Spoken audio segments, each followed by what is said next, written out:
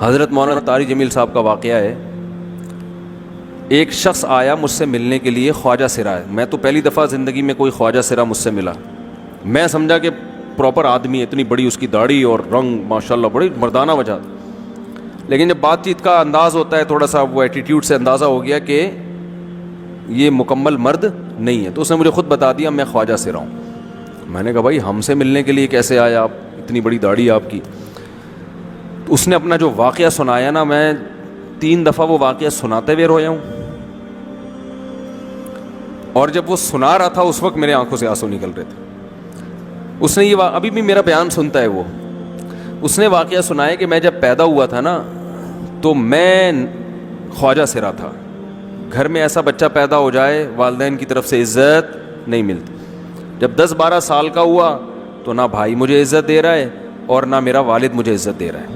میں بھائی کے ساتھ کہتا ہوں مجھے باہر لے کے جاؤ تو وہ کہتے ہیں لوگ میرا مذاق اڑائیں گے تمہیں دیکھ کے. ظاہر ہے اس کی حرکتیں تھوڑی زنانہ لڑکیوں والی حرکتیں ہوتی ہیں.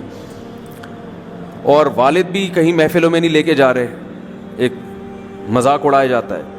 کہنے ایک دفعہ میں کہیں گزر رہا تھا تو یہ جو ہوتے ہیں نا خواجہ سراؤں کی پوری ایک جماعت تھی، انہوں نے مجھے پہچان لیا، دیکھا اتنا اچھا. اس وقت نہ اس کی داڑھی اور یعنی اس میں خواتین والی ہی علامتیں تھیں زیادہ.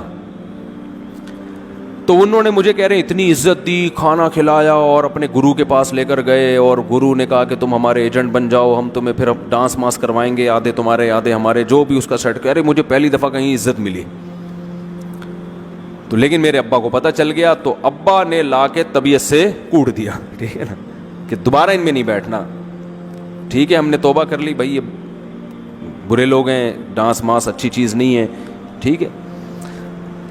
تو اب کیا ہوا، کہتے ہیں کہ پھر جو ہے نا کچھ دنوں میں کہیں کسی سے جھگڑا میرا ہوا کسی بات پہ، تو اس نے انتقام لینے کے لیے شکایت لگا دی ابا کو کہ یہ دوبارہ ان کے پاس گیا، حالانکہ وہ جھوٹی شکایت تھی. اب ابا کو لگا کہ یہ صحیح کہہ رہا ہے جس نے شکایت لگائی ہے، کیونکہ شبہ تو تھا نا ابا کو دوبارہ جائے گا. ابا نے پھر مارا. تو کہہ رہے ہیں میں بول رہا ہوں کہ میں نے یہ کام نہیں کیا، میں نہیں جا رہا ان کے پاس، میں نہ ناچ گانا سیکھ رہا ہوں، کچھ بھی نہیں. لیکن ابا نے اس کی باتوں میں آ کے انکوائری نہیں کی ہوگی پوری، وہ سمجھے ہوں گے کہ بھئی ایسا ہی ہے. تو ابا نے پھر کٹائی لگائی. تو اس کے دل میں منفی جذبات پیدا ہو گئے اور یہ گھر سے بھاگ گیا کہ بھئی مجھے ویسے تو عزت نہ یہاں مل رہی ہے اور میں ذلت برداشت بھی کر رہا ہوں تو بھی. کہہ رہے میں وہاں چلا گیا. تو جب میں وہاں گیا ہوں نا خواجہ سراؤں کے ہاں، تو وہی گرو اور ڈانس، اور پھر اس نے مشہور کچھ ایکٹروں کے نام بتائے جن کے ساتھ ہم ڈانس کرتے تھے، اور پیسے آنا شروع ہو گئے، آدھے گرو کی جیب میں آدھے ہماری، اور ہٹو بچوں. لیکن ظاہر ہے یہ کوئی عزت دار راستہ تو نہیں ہے نا. کہہ رہے ہیں کہیں سے تبلیغی جماعت میں حضرت مولانا طاری جمیل صاحب آ گئے. انہوں نے اجازت مانگی، ہمارے گرو کو پیغام بھیجا بھائی مجھے ایک دفعہ یہاں آ کے دعوت دینے دو. اس نے اجازت دے دی، آ جاؤ بھائی. بیان کیا، ان کو سمجھایا بھائی یہ زندگی نہیں ہے، اللہ کی سیروزے کے لیے بہرحال ترغیب دی. کہہ رہے ہیں میں تیار ہو گیا، باقی لوگ تیار نہیں ہوئے، میں تیار ہو گیا. کہہ رہے میں نے گرو سے اجازت لی، اس نے کہا جاؤ لگا لو سیروزہ. تو کہتا ہے کہ جب میں حضرت کے گھر پہ گیا ہوں نا تو حضرت پہلے سے دروازہ کھول کے ایسے انہوں نے دونوں بازو پھیلائے ہوئے تھے استقبال کے لیے، پہلے سے کھڑے ہوئے تھے علماء کے ساتھ.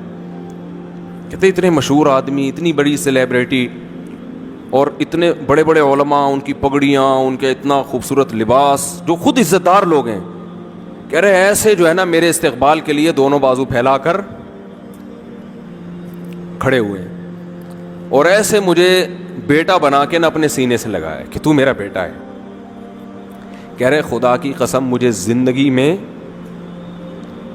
پہلی مرتبہ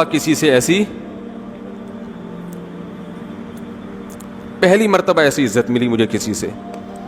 اور اس عزت دینے میں مولانا کا کوئی مفاد،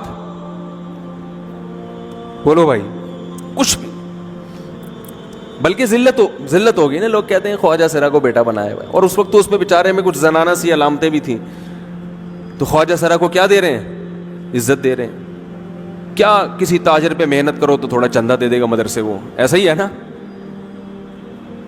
اور کسی افسر پہ محنت کرو تو تعلقات کیا ہو جائیں گے جب وہ دین پر آئے گا. تو اس سے کیا فائدہ؟ اس کو تو اب باپ ایسے ان لوگوں کو ریجیکٹ کر دیتے ہیں. بھائی اپنانے سے کہہ رہے مجھے یہ اپنا رہے ہیں، ایسے سینے سے لگایا انہوں نے، اور مجھے سہروزے کی جماعت میں اپنے ساتھ لے کر گئے، کھلاتے تھے، بڑا خیال رکھوایا میرا۔ کہہ رہے اس کے بعد پھر میں نے گرو سے اجازت لی، وہ گرو چھوڑتے تھوڑی، ان کو پیسے ویسے دیے، جان چھڑائی نا، وہ بھی غلامی کی طرح نکلنا پڑتا ہے، پیسے دیے پتہ نہیں کتنے لاکھ یا کتنے ہزار روپے، وہاں سے پھر نکل کے 4 مہینے اس میں بھی خیال کیا، تو پھر تبلیغ کے بزرگوں سے ملا، پھر انہوں نے پورا مجھے بتایا کہ بھائی تم یہ علاج کرو تاکہ تمہارے اندر یہ زنانہ علامتیں ختم ہو۔ تو وہ علاج کر رہا تھا ماشاءاللہ، اس انجیکشن لگے، انجیکشن میں ڈاکٹروں کی بھی مدد کروائی۔ یہ ایسی این جی او ہے میرے بھائی جس کو کوئی بھی این جی او نہیں کہتا، نہ ان کے کوئی اشتہار آ رہے ہیں، کتنے لاکھوں لوگوں کو اس طرح سے یہ لے کر بھی آئے اور ان کے مسائل بھی حل کیے، مگر نہ کوئی ویڈیو بن رہی ہے، نہ کوئی اشتہار آ رہا ہے۔ یہ تو اس نے خود مجھے بتا دیا نا، اور اس نے کہا ایسے سینکڑوں لوگوں کے ساتھ ہوا ہے۔ تو اس کی ماشاءاللہ اب داڑھی نکل گئی، اس نے کہا آہستہ آہستہ میں اللہ سے امید ہے کہ مکمل مرد بن جاؤں گا میں۔ تو یہ ہے وہ دعوت جس میں آپ کا کوئی مفاد